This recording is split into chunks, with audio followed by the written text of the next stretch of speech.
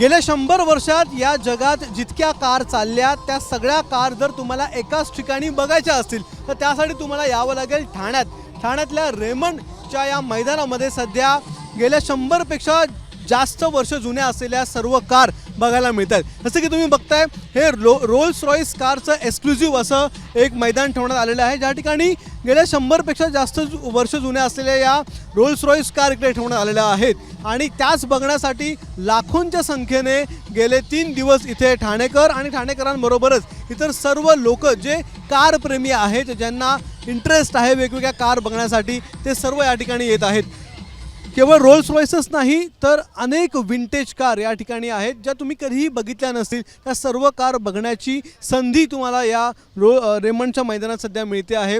Rolls Royce बरोबरच इतर अनेक नवीन कार देखील या ठिकाणी आहेत ज्या सुपर कार म्हणून ओळखल्या जातात। अशा सगळ्या सुपर कार्स देखील या मैदानामध्ये आपल्याला बघायला मिळतात। त्याच्यामुळे अनेक लोक सध्या या ठिकाणी जमले आहेत। जसं की तुम्ही या ठिकाणी जरी बघितलं तरी इथे देखील विंटेज कार आहेत, मात्र अशाच प्रकारे सुपर कार देखील आणि आत्ताच्या युगातल्या अशा कार ज्या तुम्हाला सहजासहजी बघायला मिळत नाहीत त्या सर्व कार या मैदानामध्ये तुम्हाला बघायला मिळतात। त्यामुळे ही पर्वणी आहे आणि ही पर्वणी कोणीही चुकवत नाही आहे। अगदी लहान लोकांपासून, लहान मुलांपासून ते अगदी वयोवृद्धांपर्यंत सर्वच जण या ऑटो फेस्टला भेट देण्यासाठी ठाण्यामध्ये येत आहे, ठाण्यामध्ये आलेले आहेत।